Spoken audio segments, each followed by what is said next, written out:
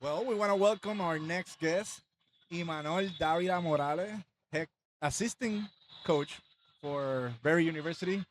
Welcome to the SpikeNet and Friends. Thank you, thank you. It's awesome to be here, to be a part of little SpikeNet history in the Florida region. But yeah, it's a pleasure. Thank you for having me. Uh, we really value your time. So I want to go start with your. We were chatting a little bit before about your family and the legacy. Pedro, Eva, Tristan. They all play sports. They all play volleyball. Is it is it where it all started, or it was you? I want to give a quick pause. That's one of my players right there. Oh, Bobby, here, come on, come over here. Come over here. come over here. He is. I'll give him a big shout out. I won't. Hopefully he doesn't see this, but I love him a lot. Just like the whole entire team. But this guy was top three at one point. Hold it for, I would say, what was it? 8 weeks. 8, 9 weeks was number one in the country for most digs per set. Let's go.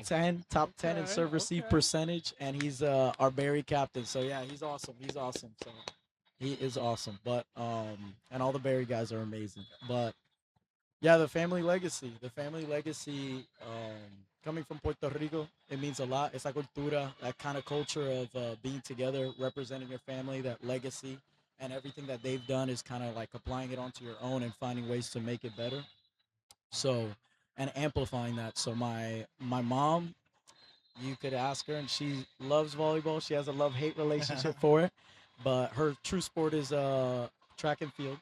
She did jet ski, so that's a cool. I don't know how competitions work, but that kind of competition that she brought out and that outside perspective of how to connect with people in so many different ways. And then my dad was actually tennis. Okay. So if we get into the nitty gritty of why we found so much success at Barry for men's volleyball, it came from a tennis aspect of it. And then eventually they met via volleyball. They met via education. So my dad has found a lot of success. He's coached the national team in Puerto Rico. He's coached a professional team in Spain and Europe. Coached a professional team in Puerto Rico. Has coached the region here. Before it was an all-star, it was called High Performance. My dad was one of the gold medalists there. He worked in the USA national team also, and he's currently the head coach at Warner. My mom opened up and was a club director for Toreros, and that was around for about 10 to 12 years. And she managed the allocation of the finances, tournaments, everything like that. So I've been involved in volleyball forever. And as much as in Thanksgiving, our big family, we like to compete and say who's the better volleyball player and everything like that. I would say my brother was a stud of a volleyball player. My sister was amazing. She has all the athletic genes because she did track, she did soccer, she did volleyball.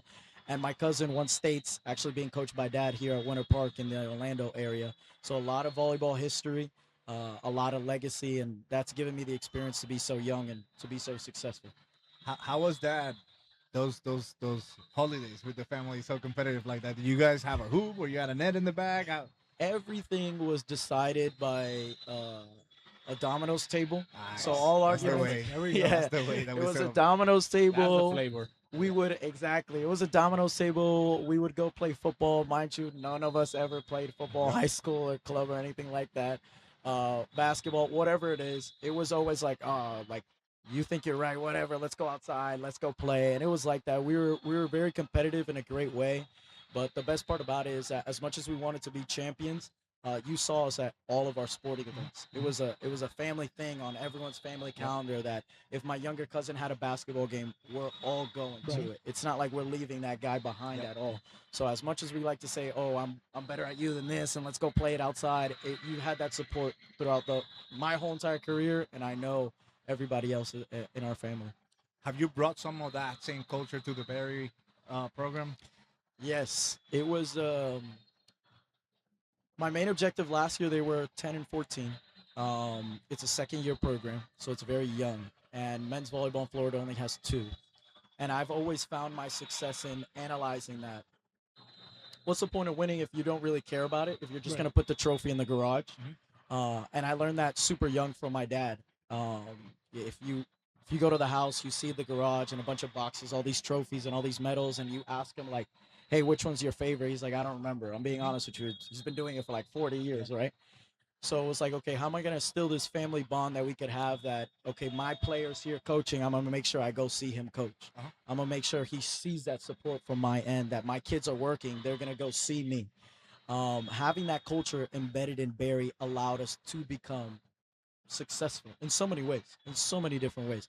We're talking about you getting a program that's 10-14 out of 74 programs that compete for the Division One title in that bottom 60, bottom 55, for us to be top 30, for us to Mhm. go 21-6 Awesome. with the same group of guys. Mhm. It became, of course, like if you have an issue, you got to get in the boxing ring for it, and that's because that's what families do. Yeah. And finding that support consistently. So the guys embrace that very well. They embrace that vision. They truly showed up to each other. I mean, you see there's a lot of Barry guys just showing up. They have nothing to do and they're here supporting our captain Bobby. So it's awesome to see that. So I heard around because I didn't saw you play, but you were a stud libero, and you also a set for a minute. Yeah, man, I I think I was okay. I feel like a lot of people give me too much credit. I give my credit to my teammates. We had a great chemistry. We did a lot of great things. Alejandro Hernandez, that went to go play at Barton, Johansson Negron, that went to go play at LMU, top 20 in the country, is currently playing professional, played beach, U.S. national team. Like, we had a stud roster. So I played libero, I would say, majority of my life. I've won AAU nationals twice. Never won USAV nationals, which sucks. It's a chip on my shoulder. I feel you on And that one. it's difficult, but era difícil. It was difficult Yeah. back Oh. then for sure.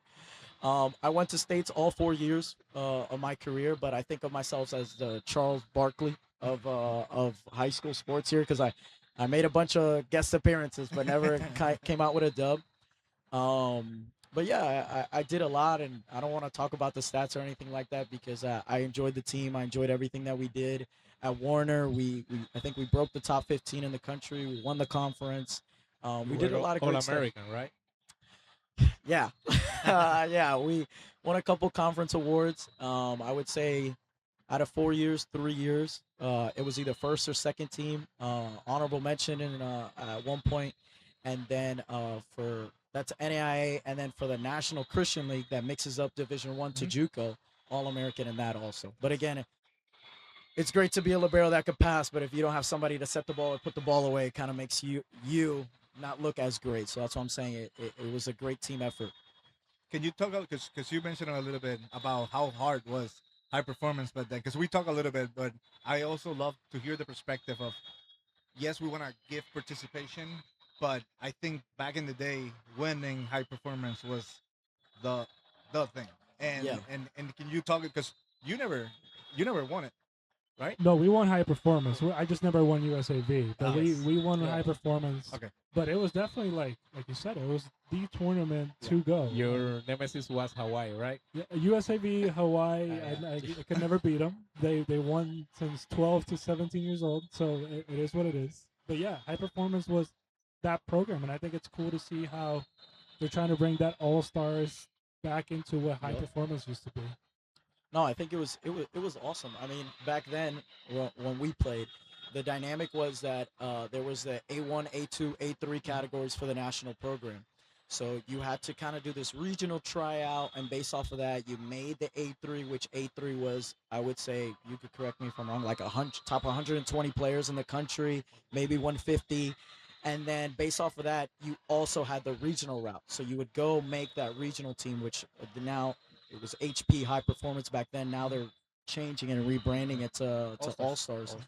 So it was okay. You had to do both options, and your success, you found it. Okay, you made the regional team that'll kind of give you a gateway to go into the A3, A2, and into the pipeline. And once you made the A1, I mean, I'm calling it A1, but you made the A1. That means you were on the national team. You got to compete in Norseca, Pan American Games. You got to compete in the World Championship. So your objective was like, okay, how can I make my regional team from the regional team go to the A3 to be the top 100 and let's just say 50, and then go move up to be in the top 100 or top 80 players to then that national team.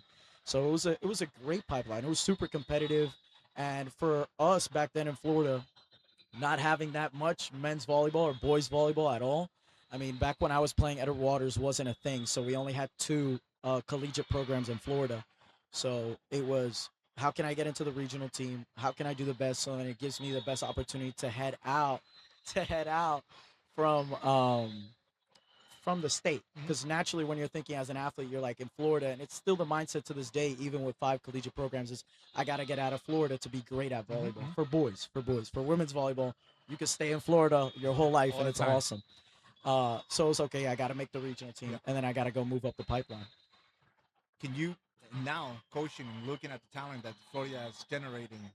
How do you feel? And can you talk a little bit about the growth of the men's sport or boys sport, well, boys volleyball in the state of Florida? Yeah, I mean, you could attest to this a little bit. Also, it's a different animal. We're not even. We could talk about everything from the collegiate aspect, and that might have to be another episode, NIL and everything like that. But when we talk about Florida and its growth, when I showed up, I was just playing basketball. So when we moved from Puerto Rico to here, and my dad was in Orlando Gold coaching at the time, and we're talking about less than 5 clubs, and throughout the years you got to see this boom in boys volleyball. It came from the state sanctioning it. Now we went back to, okay, we have high school format, kind of like trailing everywhere, but it started at the high school scheme where you look at it back then. You had a region, and our region was Orlando, Tampa, and kind of almost Miami. One region, Yeah. like one region. Now you look at it and you just have Kissimmee as a region because there's so many boys high school Yeah. teams. And then it expanded to, instead of just one state championship, you have three. You have three state championship events: 1A, 2A, 3A. So when from me playing, it was if you lost in districts, you're done. Now you have so many different opportunities, and then you have the All Star that has grown to this capacity. We're talking about AAU nationals at the club level. When I played, was at OVA. Now it's at OTVA Game Point. So it was, we had 10 courts for a national title. 10 courts. And now you walk into the convention center, and I text somebody, hey, I'll be there in 20 minutes because I have to walk across the convention center. Just to get a parking. Oh, no. And parking prices have gone up too. That's another thing. It was like $5, $10. Now it's $21, $22. So, but everybody got to pay the bills, but that's also something to note. But it's changed so much in that capacity at the youth level in Florida, to what All Stars is doing, what Steve Bishop has done for the women's game has expanded it. I mean, we're talking about the ASICs. They were telling me that back then it was less than 50 courts, something like that. Now we're at over 140. But that's, again, it talks about legacy of everybody. My dad was on the board with I believe it was Russell Williams. He's the head coach at Lake Mary now, for boys in the region. So he was one of those pioneers that started that, to say, okay, we got to add more boys here, a tournament here, add a here, a bid tournament here. So all that work and dedication, now we're seeing it almost 10, 20 years later of what that vision was for boys volleyball in Florida. And You mentioned last that boys in Miami is growing. Last yes, week was regionals on school, and it was a great tournament. yeah, Oh, the, Before doesn't exist. Now And it's never been a lack of talent because there's been Florida talent in top schools everywhere. forever. Yeah. I played Yeah. with Florida guys at George Mason in Virginia, and it was kind of surprising that it wasn't as big as it should have been. Yeah, I mean, George Mason right now has Sebastian. He is an outside. He's from Florida. Played for Ocean Bay. We talk about UCLA. They have two to, let's just say 2 to 4, because I don't want to name them and then forget about one of them. But we're gonna say 2 to 4 kids from Florida. We talk about McKendree, Lewis, Ball State, Barry. Obviously, we're talking about a lot of programs in that top 30. Lincoln Memorial, that they just won our conference. Their right side is from Florida also. So we're looking at a lot of these top 30 programs that at least, you have one kid from Florida, and the talent has always been there. It's always Florida. And you go look at the summer camps that are occurring this from Orlando Gold, Ocean Bay, I'm blanking, Winter Park. You're seeing a lot of big name programs at the men's level come traveling here. I mean, from California here. You don't see that as often for women's volleyball. Yeah. But you're seeing the UCLAs of the world, all these coaches coming down. And it's just awesome to see that, because, again, Florida is a hotspot for boys volleyball, for men's volleyball. We got to keep pushing that agenda as much as we can. you coach, talking about youth, you went back to Puerto Rico to coach. You assisted in Carolina. Uh, whatever. Nah, I'm joking. But tell me about how, because I know as Puerto Ricans, we develop stuff here, we grow here, but then we always want to go back to our mainland to give back. How has been for you, and can you tell a little bit about that experience for you? last time I spoke about it, I was in an interview about it, and I got very emotional. Talking about my parents, talking about what Puerto Rico means and that legacy, because we're a small island. We're talking about less than 3 million, or about, let's just say, less than 3.5 million people live on that island. And you go look at so many great people, what they're doing. University of Miami, head coach Keno, he's Puerto Rican. You go look at me. I'm the second head coach in men's volleyball at the Division 1 level ever for men's volleyball at this level, being the second. So there's a lot of representation. Last summer, I got the opportunity to work with the national team for the U19 under Juan Albarran, which I tell everybody, you don't know volleyball until you sit down with him. Talking to Dad and talking to Albarran and those guys from that era. We're talking about people that have been in volleyball and have pioneered so many different things. And Juan Albarran being one of them is it's not even a diamond in the rough. Like, you got to go sit down and talk to this guy about volleyball. Yeah. And him giving me that opportunity, I was 22 years old. I was 22 years old. There's absolutely nothing. I mean, people do live their whole lives trying to be in my position. And I have to understand that also, that Juan Albarran gave me this opportunity just for me to learn. Mm-hmm. So I got to work with the U19 national team. Then that sent off to me working with the beach national team in Puerto Rico under Angel Peña, or better known as Cholo. I got to work with the women's beach national team, and you go see what they're doing in Puerto Rico. I mean, they won the Norseca, they won the Pan American Games, they're ranked in the World Championship. Like, they're huge. So being able to have that experience from both of them, and these guys have been, at that national level World Championship, and Peña has been at the Olympics. It's you're not gonna find a better place to find volleyball on this tiny little island. And then Gigantes de Carolina, I got to volunteer on the professional men's side, and you get to, in your head, you get to see men's volleyball at such a high level, and even here you get to see such a great level. But those are actual men, hitting the ball. And again, it's just representation of, wow, this is what Puerto Rico's producing, and we're limited on so many different things, but we still produce some great talent, and not even just great talent, great culture. So at Barry, given that opportunity, when I got the job, I made sure to make a trip to Puerto Rico. And our guys got to experience it. Our guys got to play in Bayamon, actually. They got to see the courts. They got to see everything. And my main thing was telling Albarran, this is, I'm forever in debt for what the Federation and what Albarran, Cholo, and Carlos did for me.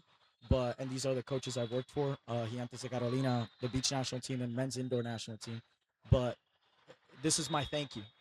I had to come back to the island. I had to show men's volleyball at this level. I had to represent. It was a historical match for so many different things. So I owe such a great debt to the Federation, to those three guys. And truth be told, I will never be able to pay that back for giving a 22-year-old an opportunity to be on staff for a national team. And props to you to not shying away, because I know, like, the league in Puerto Rico, it can be really intimidating. Yeah. There's a lot of personalities in those teams, Oh, so yep. you got to be ready for a lot, Yeah, I again, my main fear when I started coaching at the collegiate level, I would say 3-4 years ago, and then it ties into then coaching professionals, that, man, I'm super young, and it was like, hey, you have this opportunity, are you gonna take it or not? And it was, okay, why am I gonna shy from that? Because again, there's people that work 40 years of their lives to be in my position. So how can I make sure I don't discredit them, those people that know so much volleyball, and then on top of that, make that opportunity for myself and everybody else around me, the better I know. So, man, I going to that first practice of Gigantes de Carolina on that professional team and seeing 40-year-old men, and they have to listen to me. Right. It was interesting, right? And it was, okay, you have to prove yourself. And a main thing that I told my guys, because we're a young program, a main thing that I tell a lot of young coaches, because now a bunch of young coaches want to ask me questions of how I got here, right? Because what other level, at this age could I do? But I remind them, that legacy, that background, take all the opportunities. But main thing, when you're buying a car, you don't buy the year, you buy off of the mileage.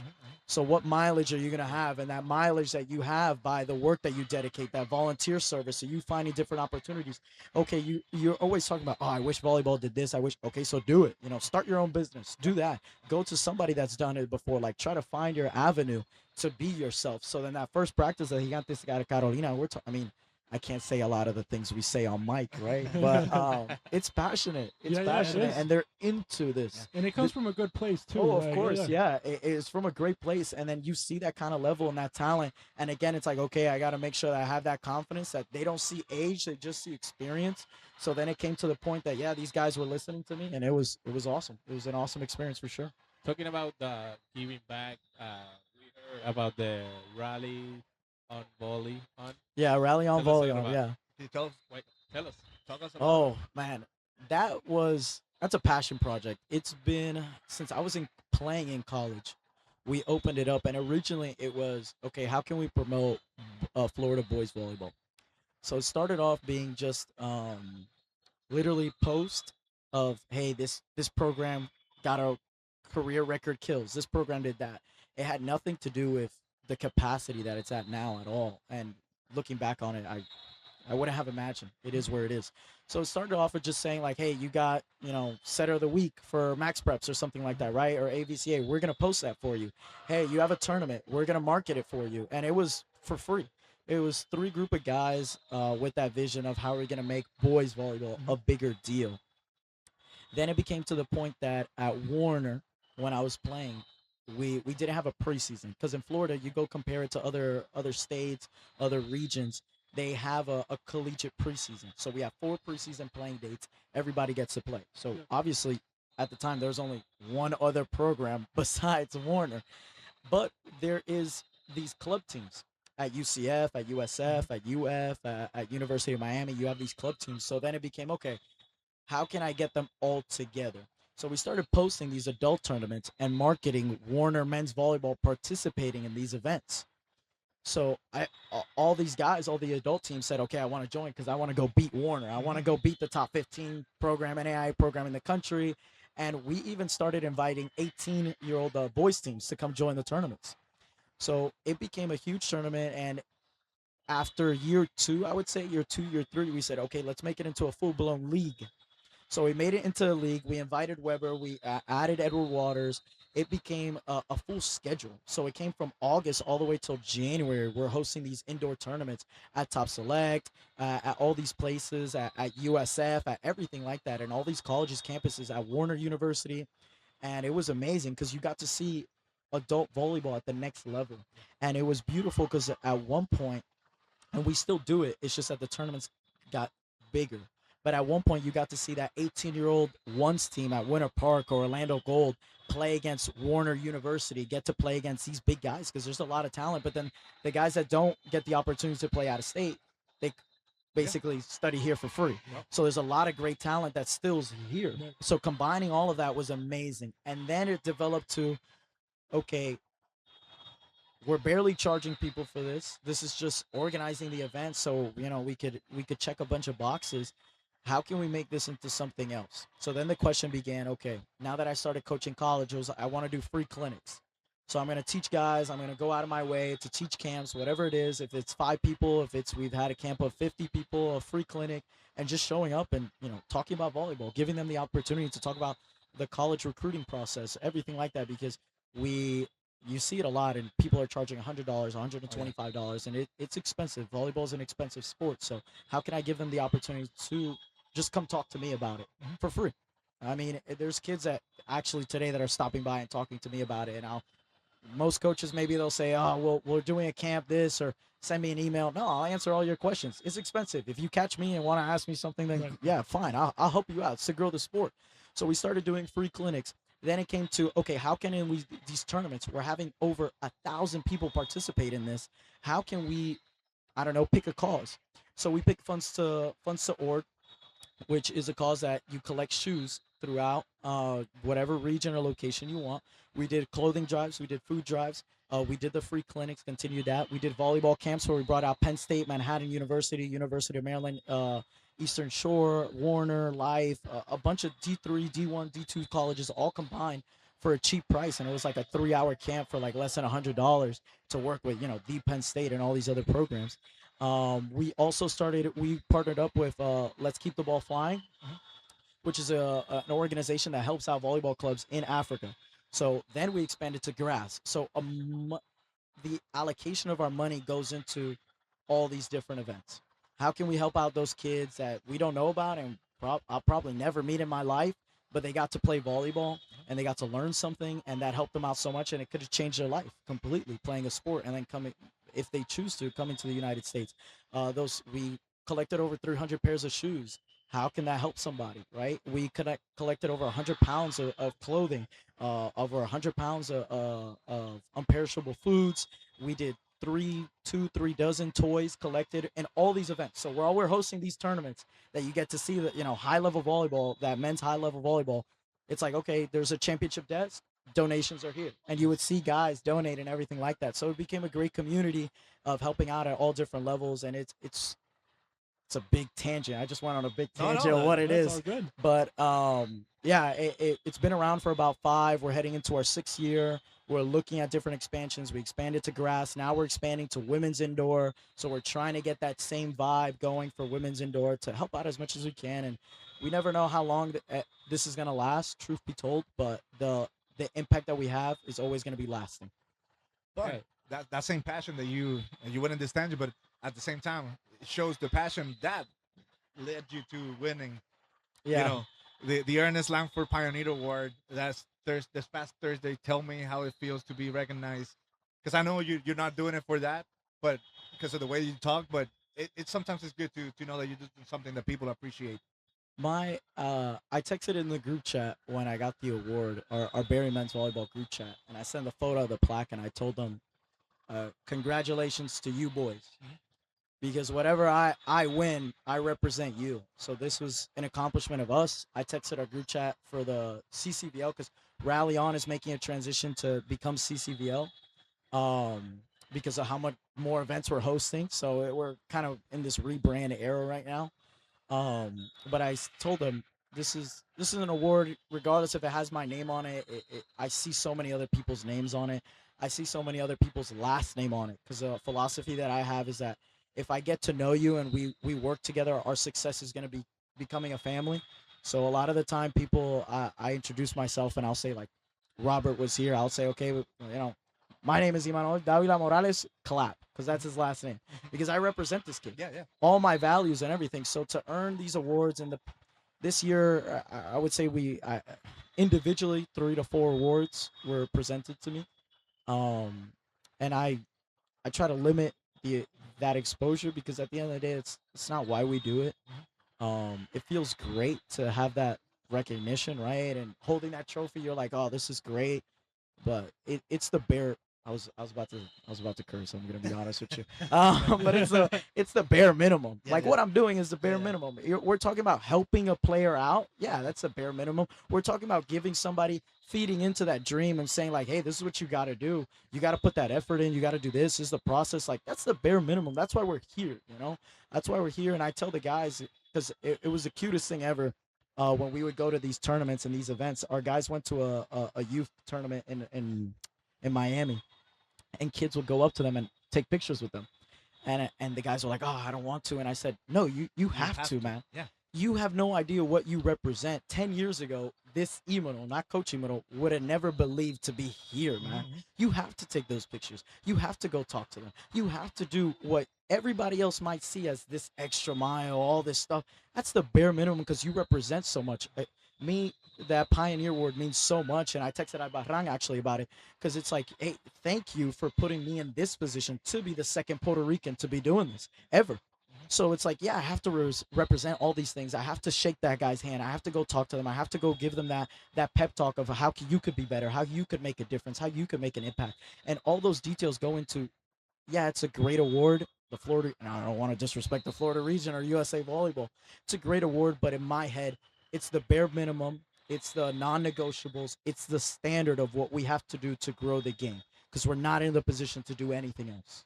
I think I do want to highlight that it's awesome what you're doing. One, and two, that selfless personality that you have. When you help enough people get what they want, you get what you want, kind of deal.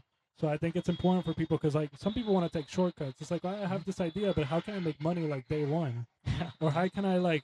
Because I've been the same. I have jerseys. My fiance's always all the time, like national team jerseys. It's like, where are they? I'm like, I gave them to the ball boy that I met at the tournament, Yeah. because to him it meant 100 times more. again, I don't want to say like being in the national team wasn't cool, Yeah. but that kid that probably changed his entire like Yeah. week, month, whatever it may be. So if the little I can do, I think it's cool to highlight that. Let's not think about like what I can get out of it. It's just what that person that you're impacting is getting out of you. Yeah, no, it's super important for sure. If you gave me the jersey, I would have been freaking out. But it's a great experience, and you don't get to see that impact. And it's kind of awesome that you don't get to see that impact, but seeing their reactions, seeing that picture taken, seeing them ask you questions, it's like okay, like yeah, this is what I do it for. For that representation, for the lack of representation of men's volleyball and all these other details, but just to help somebody out. Again, I'm never going to I'm never gonna see where those shoes ended up. I'm never gonna see where those jerseys ended up. Right? You're never gonna know what happens. But in that brief moment, you saw optimism, you saw love for the game, you saw inspiration, and you said, The okay, like, community. oh yeah, exactly. And to me, the volleyball community, I tell this to a lot of athletic directors and a lot of different coaches. The volleyball community is vastly different from every other sport. Yep. From every other sport. I mean, we're talking about look at everything that we're doing, and shoot, ask me how much money I'm making, I'll tell you nothing, But it's that value. It's that value. And I tell my guys, because a lot of them want to become coaches, my objective is that, I teach you everything I know so you could be better than me. Do everything better so you could represent that next generation that you will never know about. You will never know about ever again. And one day when you're sitting here on a podcast being interviewed, you get to see all these courts and say, man, that was my dad's generation. That was Rob Holly's generation. That was Alfonso's generation. That was all these great coaches that came prior, Russell Williams, that were on that board, on that committee, trying to find that push. And they're not here to enjoy this because it's the next generation's time to then not enjoy it later. So again, all that hard work and dedication, we're never going to see it, but it's part of the growing pains, which is, it's awesome. I want to take a quick second to shout out Rob that you mentioned. He's done so much for the voice. Yeah, Rob is the man and the best voice in Florida. That dude. I wish. I'm talking about guys that done a lot of Florida. Yo. But yeah, Rob is the best. I think there's a lot of hard work being done, and there's a lot more to do. Because we were talking off camera, like you guys have grown a lot of boys programs, but we've seen other programs take the other route around. Yep. So what do you think are things we should start focusing on to help that not be a thing? Because obviously I went to college, I played the Cokers, I played the Bartons, teams that could have played D1 if they really wanted to. Mm-hmm.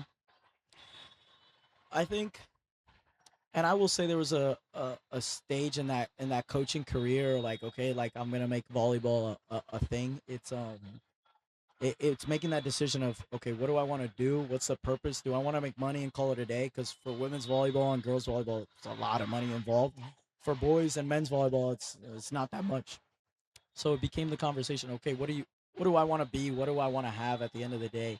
So we talk about Rob Holly. He's one of my great mentors. I'm giving shout outs to everybody. That's good. what SpikeNet is for. Yeah. No, but along with all the other guys that I mentioned, all the other great coaches that I mentioned, Rob Holly, when he was at JJVA, he had free clinics, free camps. He did youth clinics, summer camps, all this stuff for free, and he would just show up and coach, man. So it's like, and all those guys ended up being hooked on boys volleyball, and then they started playing club. Mhm. So hey, that's the path that we found so much success in. And now Rob Holly's doing Gold Medal Square, pushing the agenda and helping out throughout the whole entire country. Just learn how to be better coaches, right? And I've had the honor that he gave me that position to go coach at Gold Medal Square, and it was awesome. Everything that I learned, and you get to talk to people from Charleston, from all these coaches, and you say, hey, why do you do that? Why do you do that? And the path that we got to go on is, truth be told, that path of that generation that didn't have anything. Right. There was no boys volleyball back then. We're talking about less than 5 clubs. They had to dedicate their life and that lifestyle, and we still have to do that. Yeah. We only have 2 NCAA programs in Florida. We only have 3 NAIAs, and there's a lot of budget cuts occurring. I mean, Edward Waters is struggling. Barry is struggling. Like we're struggling. The past 2 weeks, we've been having a lot of challenges, and you're not going to see the success until people like you guys, people like the youth here, start advocating for it and pushing that agenda. But it also comes from the club coaches. The club coaches have a bigger responsibility than I do. I truth be told, college coaches, our job is to show up, win a title for our school, be the best that we can be for our institution. You don't see me that many college coaches going out. And again, we're talking about the whole spectrum. Volleyball is very different because in volleyball, you see it a lot. But the whole spectrum of, oh, I'm going to go give multiple free clinics throughout the year when I could easily be pocketing, thousands of dollars. I'm going to go travel just to see a recruit's game multiple times, get to know their parents, their families. Like there's a level of relationship that you build because of volleyball. So we got to continue that path. But that club volleyball coaches, they have the burden of, hey, we got to stay in Florida. You guys should go play volleyball in Florida, collegiate volleyball in Florida. You guys should be advocating for your high school to have boys volleyball. And I think Kurt has done an amazing job, and he's been super helpful with that. Of I'm saying, okay, like me just venting right to him about our struggles and the path that we're on at the moment, and he's saying I'll send out an email, I'll do this, I'll do that. So again, that youth level has such a burden, and the club coaches have such a burden. But we have the example of Rob Holly, we have the example of Russell Williams, we have the example of Pedro Davila, we have the example of all these great coaches that stopped coaching at one point, but they created that path that it shouldn't be about money. It should be about the culture, the kids, and making them better. And we're seeing that last generation of these guys graduate right now. They're seniors, from Nico Paula at Lewis, from Yachty at McKendree University, from Cameron Thorne at UCLA, Peluso. Peluso at Queens University. That last impact, including myself, and then you see a lot of kids. That was that last wave of Rob Holly, of Pedro Davila, and all those great. I joke around, they hate it, but the founding fathers of boys volleyball here in Florida. That's kind of that last generation. So now it becomes of who's going to be that next generation, who's going to take it upon themselves to create that pathway of all the success that they found. And again, it comes from not money, sacrificing your time and passion for what you're doing. So Barry, what's next for Barry? We're we're in a difficult situation. Um, Again, it's trying to see how the our athletic department, how our school, how our staff, that director of volleyball associate, can believe, in men's volleyball. Um, how can we push that agenda? First, on paper, we gotta join an official conference. That's been our main objective. We got to host the IVA championship, and we got to play against La Yupi, which is an independent NCAA Division two school, which is in one of those 74. Uh, we saw Merrimack Division One come down, so it was a great tournament with the objective of showing Barry, the admins and the staff, of this is men's volleyball, this is what we can be, and look how much success we had with, we're talking about the minimum. So if we maintain that and we have that support system and that love and admiration from the staff, from the school, we could get so much farther along. And being that second NCAA program, one of the most successful in Florida in such a short amount of time, right? Um, we we have that burden that we got to represent. So our failure will lead to the decreased rate of collegiate volleyball in Florida, but our success can result in other programs at least asking the question of, can we add men's volleyball? And that's our main objective. And I tell the guys, we got to represent, we got to start doing good so people ask that question. Because if people are asking that question, then that means we're doing our job. If people are not talking about us, then that means that we're not doing good. So this year, going 21-6, pushing that agenda, trying to get the support from the school, from our institution, trying to get the support from the athletic department to say, hey, how can we at least make that compromise or make that a piece to contain or maintain men's volleyball here at Barry, and then to continue growing. Naturally, joining conference would be great. Working with the Florida region a lot more would be awesome. Having Barry participate in the All Star tournament, whether it's a coaching staff, whether it's one of our players there, is showing face to every facet of men's volleyball. But Barry, making that first step is huge. So Imanol, the head coach, is it something? The head coach, is it something in your near future or? I I don't know. I'm gonna be honest with you. I'm a beach bum. I like to, there's two sides of me. We're The Island boys. the island boys, yeah, yeah, yeah, calentón de la cultura, yeah. Yeah, yeah. There's the coach of me that everything's planned out, the itinerary. Hey, at 5 o'clock is what we're doing, and at 5:05 we're ordering, and all right, all those details. And then there's an email side of me that's like, hey, like I have to. There's 74 programs in the country that coach Division One, and for me to be leading is an honor. You know, my job could be taken away at any day. We saw several programs just this year get shut down, so I'm very grateful to have my job. I'm very grateful for the players because the players have given me all this green light to be myself and to go crazy on the sidelines to support them as crazy. So for me to be a head coach, I would love the opportunity. I would love it for it to be in the South to continue representing that minority in the South for men's volleyball. But I don't know. I haven't thought that ahead because we just finished our season last week, and I'm trying to salvage, Decompress. yeah, decompress. But right now the next week is trying to salvage Barry men's volleyball as best as I can, maintain it as best as I can, and we'll see where it goes from there. Any things that we could do with the SpikeNet to help, reach that goal and let us. Our main objective, truth be told, is to just show how much because it's different. Me telling admin and everything like that hey, men's volleyball is important. Our guys are awesome. Again, we have 3 kids that were top 10, top 15 in individual stats. We were top 20. I would say top 20 because I don't want to mess it up in team stats. At one point, we were number one in the country for opponent hitting percentage. We were top 5 in the country for Dix percent. We won 21-6. And it's already limited. So them hearing it from me, it's like, okay, yeah, he just, it's his job, right? Them hearing it from the people, them hearing it from that recruit that wants to be at Barry, them hearing it from the region, maybe it changes their perspective and it helps out a lot. And that's the goal. I want to ensure that when I'm done at Barry, whoever has to take the job next has a hard time because this is what we represented, this is what we did, and you have to find a way to be better. I want that next program in Florida that opens up men's volleyball, NAIA or NCAA, to say, we want to use that Barry model because they're in Miami, one of the most expensive cities in the country right now, and they're still getting teams to fly down. They're still flying out. So how is the schematics? And I have a Google Drive called the Volleyball Bible, Okay. and it has all that information, all the finances, all the details, how you can make a men's volleyball program work. So how you guys could help, how the region could help, is just being in Barry's ear, and telling them that, hey, we're here to support you guys, we're here to help you guys.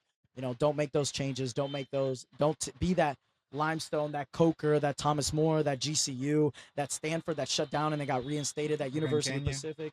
Yeah, a big one, right? I heard. University of Pacific that just got reinstated. How can we not follow through with that? Yeah. How can we not go through that path with that financial budget, with that support? Because the support is here. Again, we're a year 2 program. How can we create the connection between us and the region, which is the main objective? So our institution sees that constant support. So that's just getting that support from that external rather than just the crazy young guy on the sidelines. How can we reach you? Social media? How can the Barry University? We have it's Barry men's volleyball, Barry MVB for our men's volleyball account. I have for that rally on transition is CCVL. For myself, I just started because I was told by a lot of people to start a coach's account. I think it's called like Coach Davila Morales, something like that. It's a long last name. You got a great content creator in your family, so Oh yes, So- I will say. You see them walking around a lot. Eva Isabel, Menelis Rivera. Those were the coaches that I started coaching with about 6-7 years ago when I started coaching club in high school. And she's an amazing content creator. She's an amazing personality. Somehow she's a great coach and a better human being. yeah. And it was part of that dynamic was her always pushing me to be better. Her telling me, what you're doing in practice, you got to do it like this, and me arguing back and forth. And Manelli also. So it's a great family with great intentions. So I know that our content for sure is taken care of by her, Yeah. and I can't wait to see what she does. And eventually, I know that in her pipeline, she would love to help sports out at one point. So how she makes her come back to sports is going to be great for the community. How much? We got 45. Let's go. Oh. That was awesome. Well, Longest episode right now. Hey, another record. Another record another for record. you. Hey, yeah, another record. Yeah, for sure. We had, what was that? I did another interview at one point, and it was also his longest. It was like an hour long, but it was one of his most viewed content and the whole thing. because I don't know. I like to yap. I like to talk. It's And No, good but we love it. conversation, and I feel like you just said you just opened your account, and I know for you that's not like top of mind, but I feel like yeah, some of the things that volleyball is missing is those big guys just because we're volleyball is so tight that we're Yeah. open to everybody that comes up to us, Mhm. but we don't do a good enough job of being ambassadors to our own sport. I feel like in the grand scheme Yeah. of things, like yes, I can reach you out and you'll do your free clinics, and that's awesome. But how can we get that message across to a bigger like outlet, like you're saying? yeah. I have to. What is it? IQ volleyball. I think I mentioned it to you Oh guys. yeah. Yeah, They when we went down to Puerto Rico because we played against La Yupi in Bayamon. I texted him and I texted Dario and I said, "Hey, can you show up? Like, just take pictures, whatever." Because he's worked with VNL, Norseca, the Oh, World IQ Volleyball Championship. is awesome. We're He's big fans too. he's awesome. Yeah. So it was that, that was a way that Barry got to that limelight. Because originally, when I got the job, I was like, okay, how can I be a pipeline for the Caribbean? Mhm. For we're talking about Puerto Rico, Dominican Republic, Cuba, all these islands, everything. How can they consider Barry to be one of their first? Because in Miami, you don't have to speak English a day in your life. You'll be fine with just speaking Spanish. yeah, yeah. So he helped us out with that, and of course, it's also like what I mentioned previously. I can't be ignorant or be so egocentric saying, "Oh, I'm the very lead coach for men's volleyball, the head coach. I did all this, right, whatever. I coach a national team, so you have to give me everything, and I give you nothing." No, like Right. I have to show up again. I have to talk to these players. I have to give them love. When you guys need me, I gotta show up. It's not a one-way transaction. It's not a one-way street. It's a two-way street of how can I help you show strength in the region? How can I help you show how great you guys are as content creators? And how can you guys help us grow the sport? That's our main thing, growing the sport. Mhm. We talk about the volleyball is a family thing, so we all the connections that we have going ahead is keep growing. Yeah. And if we do it together, I think it's the best. Yeah, collaboration.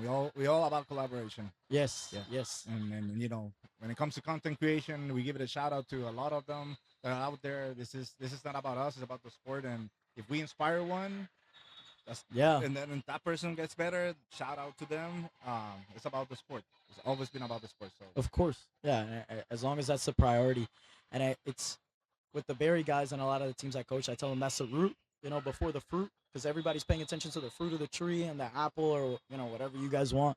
Um, but it's like, okay, everybody's paying attention to that. But what people don't see, if the root is that, to help other people, to be that foundation, to be that representation, to help other people, to be of service, the trunk, the root, the fruit, and everything else is going to be strong. But we got to focus on what people don't see. So it's like, okay, all this setup and all this time that you guys took to just do this, and it being the first time and it being so great, it didn't just happen because you turned on the camera and we sat down and started talking. All still this. working with it. Yeah, some technical difficulties this morning. But it's great. It's great. I mean, again, we're talking about 10, 15 years ago. If boys volleyball saw a camera, we didn't know what to do. We would freak out It because was there was amazing. yeah. We're talking about, oh yeah, we're it's a bid tournament. The girls have all the camera, photography, and everything.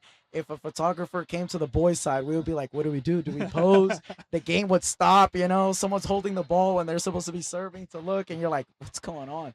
So seeing it at this capacity, it's awesome. But again, it shows that collaboration. It shows that root of we just want to grow the sport, and it's about that experience.